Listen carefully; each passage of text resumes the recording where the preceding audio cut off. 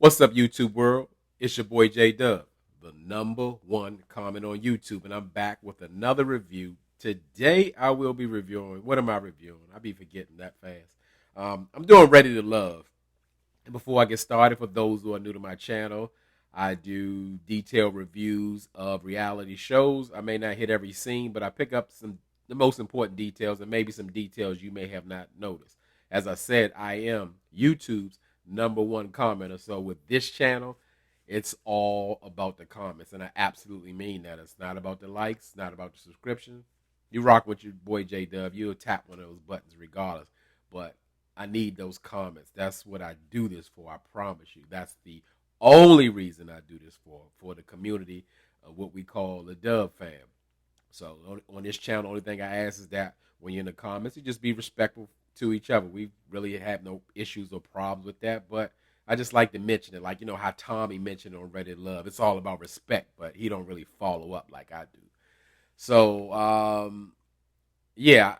So with this review, yeah, I had to go ahead and get it done. I did the Married at First Sight. I didn't really have time to do this review, but however, tonight I'm going to be on Sabrina Soul's channel from the previous Ready to Love season.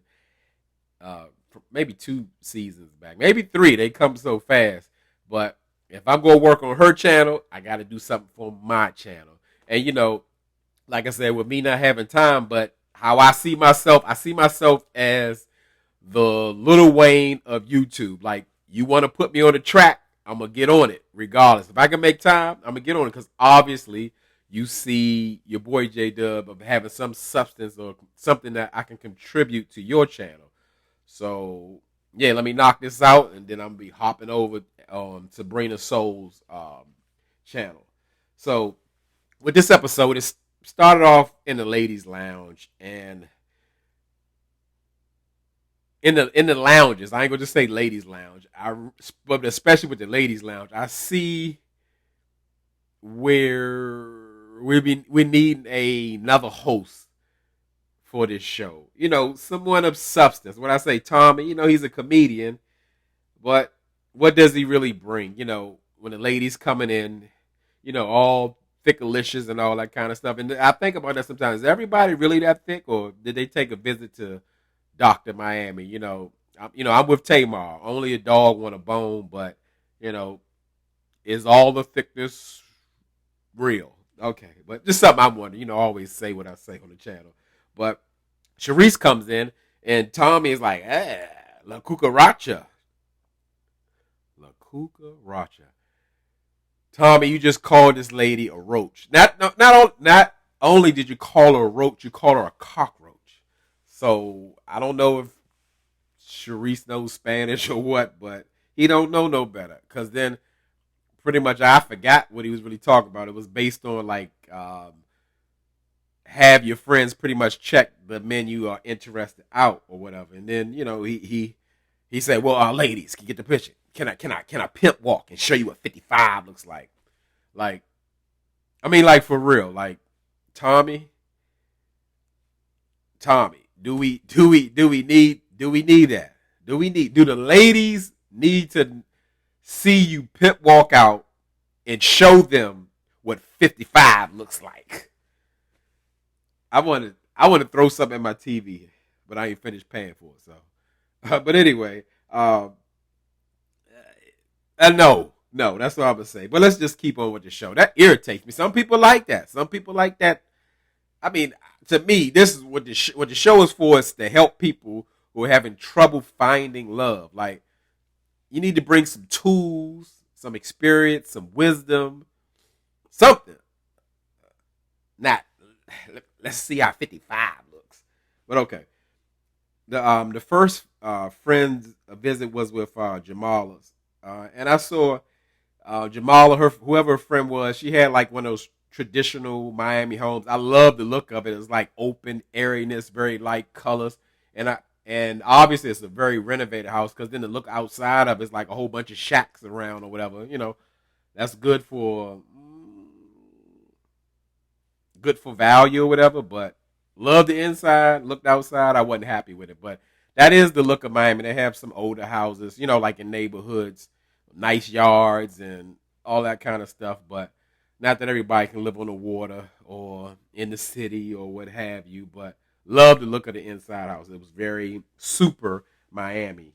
You know, your boy was going to retire there one day or whatever, but not so much because it was very inexpensive to live down there. I don't know what's going on now, but so Jamala is introducing her friends to Randall, and I have to put a role reset on Randall. Why? Because we find out Randall is a part of the home team. He's born and raised in Washington, D.C. I really didn't get that vibe off of him so much, but that's how we are. We stick together. So I got to kind of reset on Randall. I'm going to give it to you the real as I can. But, you know, Randall's the home team. But I would say this about Randall. To me, he makes a point in saying things like what the ladies want to hear and may not necessarily mean it. So, like, you know, with Jamala now, he's saying, like, you know, she's my best friend, you know, and all that kind of stuff. You know, to me, it comes off like really deceptive because in the end, if you really don't mean those things, the ladies are going to be hurt. You know, most women want the truth, good or bad. So I think he's doing himself a disservice. So I guess that means he's like the ladies' man or the charmer or whatever, what have you. And overall, they liked Randall, or Rah Rah is what Jamala called him. And I didn't see her participate in any other like dates or like she's locked in with her best friend or what have you. But they like Randall for her. And I think she believes that that is her guy. And if he doesn't choose her, she's going to be absolutely heartbroken. And not realizing this is like a mixing, mingle kind of thing of figuring things out. Because Randall's always saying, like, well, you know, I got some other connections with some other ladies and all that, which is true. But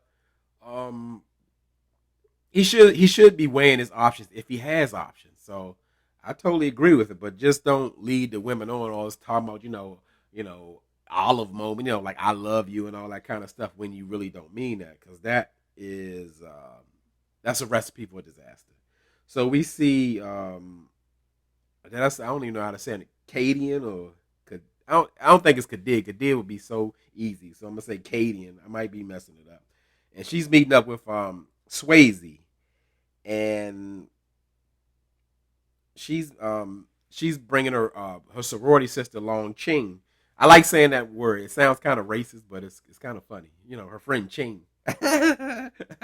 But yeah, Ching's mission was to barbecue Swayze, and she completed her mission because she sure did barbecue Swayze. And I would say, like, once you hear Swayze speak, you can really see the lack of substance. I mean, I use that phrase a lot on this show because really, especially this season, like, I'm really seeing a lack of substance. Like, where did y'all get these people from? Is this real? I don't really understand. But in Swayze's barbecue, and it got hostile really quick because they got on a topic that Swayze has been single for 3 years, but out of those 3 years, he has never dated a black woman. And I could understand how Cadian and Ching would be offended by that or a little off taken, because it sounds like you are intentionally selecting non-black women, but now you're ready to love a black woman. So, like, what's really going on there? That is a red flag to me. That's a red flag. Yes, you can date anybody that you want, but if you have a preference, you have a preference. And Ready to Love, there are no Latin women on there. So I could see how they would cause a pause. But then, you know, Swayze got to flip. We do, in this new world, we do a lot of victim flipping and shaming and whatever you call it. I don't know. I don't even want to keep up with the terms or whatever. Like, you think I only like Latin women? My daughter's, she's black, and my mom is black. So how dare you? You know, Swayze is so offended. He's so pissed off. He get up and walk and put his sunglasses on the back of his head, like, you know, like he's 16 years old or whatever. And I'm like, you know, he went way over top with it, and even told, I don't know who he was referring to. I think he was referring to Ching, or was telling Cadian like she could suck a D. I'm like, what? Like, that's wild to me. That's really like he really took it too far. Yeah, you could feel a certain way. I gotta make sure I ain't got that white stuff in my mouth like Ben and Married at First Sight. You can feel a way about anything, how whatever they say, but it's a certain way you handle yourself, and it showed his level lack of maturity, and as I said, as substance.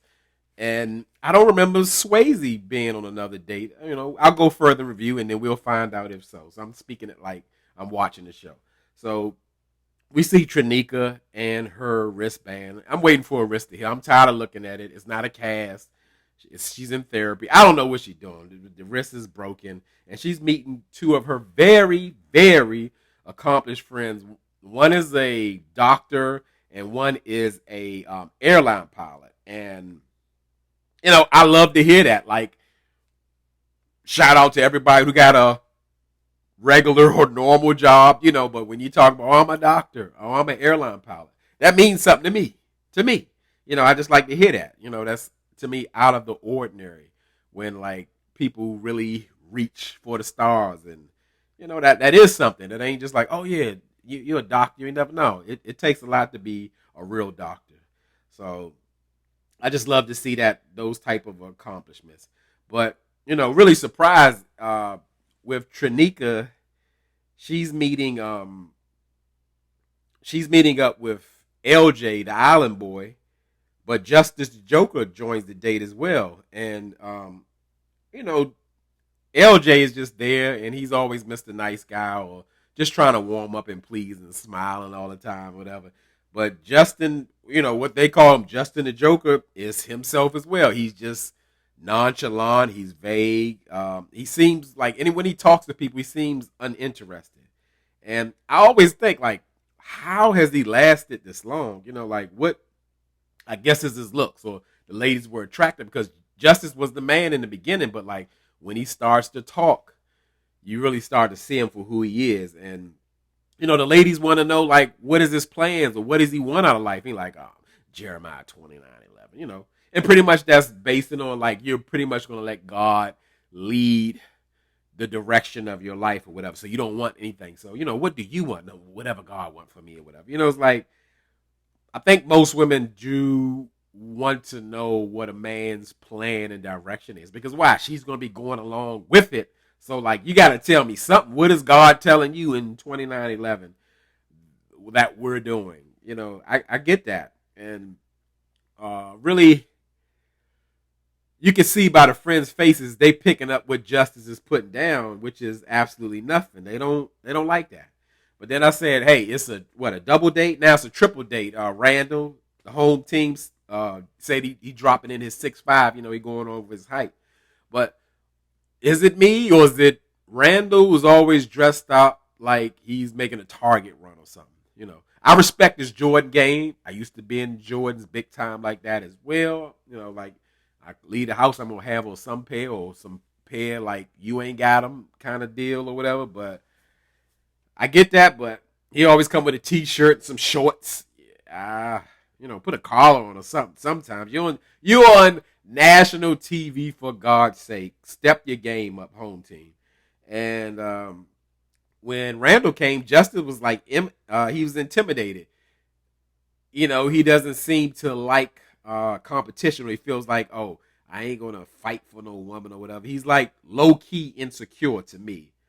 And I don't think he likes to put any effort in at all. So if anybody's pulling that energy, he's out of there. He don't want to be bothered.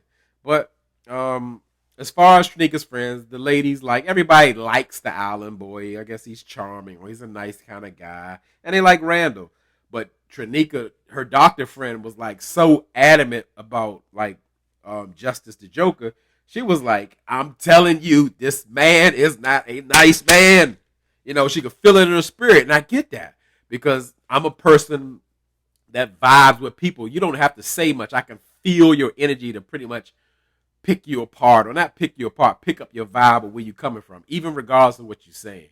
So I really get that. Obviously, Justice sent some unkind, negative, mean, unfavorable energy out to her, and she's feeling it, and she was adamant, like, do not even think twice to mess with this man. Do not pass go, block his number, all that. Leave that man alone. And I can believe he gave off that kind of vibe. So we see Kayla. Kayla, she's introducing her friend Kelly to Mike and Randall. Like Randall's, I guess he's on most of the dates. And Kayla mentioned that she has a very strong connection with Mike. And I don't see it, and Mike don't see it. We don't see it. Because, like, I'm like, what are you basing this off? I think she's, like, really attracted to him. And Mike really has an issue with her kissing everyone. And I understand that. It's like, yeah, we're single. Yeah, we're mixing. But you're just going around kissing people who don't even deserve it. She even kissed Zoe for, I don't know, for a bet at bowling or whatever. So I'm like, there's nothing special about her kisses. And I understand why Mike didn't want to kiss her or feels a certain way about her. Her friend Kelly said that, like, pretty much that Mike is petty for coming from that perspective. But, men are from Mars, women are from Venus. We all have different views or what have you. And Mike even pointed out that Randall was one of the guys that she kissed. And I'm like she kisses somebody every week, sometimes 2 guys a week. Who knows? So, I'm not feeling that. But Randall was very perceptive and picked up that Kayla wasn't really giving him that energy. She was like pretty much looking at Mike. She wasn't giving him any eye contact or whatever. He felt like she was uncomfortable or awkward. But what it boils down to is that Kayla is just into Mike like that. And by her explaining in her confessional, she doesn't want to have buyer's remorse. Like, is this the right guy? Does this guy want me? And all that kind of stuff. And when the guys left, her friend mentioned, like, I like Randall for you. He's what you need. And when she started crying, I'm like, some more unhealed trauma. Why are you breaking down crying when she tell you want Randall? So obviously Kayla's going towards, I guess, just being attracted and not, I guess, wanting, does Randall have substance? But I guess he got more substance than Mike, because Mike ain't confirmed nothing that Kayla said about, like, we have such a strong connection. Mike ain't say none of that. None of that at all. So, yeah, that's something. Like I said, these people are unhealed and broken. That's the way that's the way reality shows they look for. They say, are you unhealed and broken? You missing a mother, or father, or you had something going on. So, anyway, we see Samson. Samson is pretty much visiting Sharice. And it appears that that's his only connection. It looks like it. But apparently is it Sharice too. So to me, Samson, no matter what room he walks in, to me he's going to interview well. He's going to say all the right things, but is he totally genuine about the stuff he's saying? It's like he knows how to read a room. He knows how to read a person. Because I believe he's a life coach. So I think he has an unfair advantage in that point where he knows a person or what to say or whatever. So I don't know. He think he's winning Sharice over, but it doesn't feel authentic at all. I don't see a connection or anything at all. So Samson, I said Sharice was his only option, but now he has a date with Brandy. And Brandy wasn't even aware that Samson was attracted to her. And no one else sees that. And, Samson tries to lay it on thick. Well, let me just say this, Brandy. I'm so into you because you stand out. Like, all that kind of stuff. He tried to lay it on thick, but it didn't come off convincing. So Mike actually joined the date with Samson and Brandy. And, with Mike, I guess with him already having, 3 kids. And let's say some of the women want to have children. They want to press Mike out about, like, are you ready to have children? And Brandy's friend asked Mike, are you ready to have children with Brandy? Like, I'm open. That's very vague in real life. Do you want to have a 4th child, sir, with Brandy?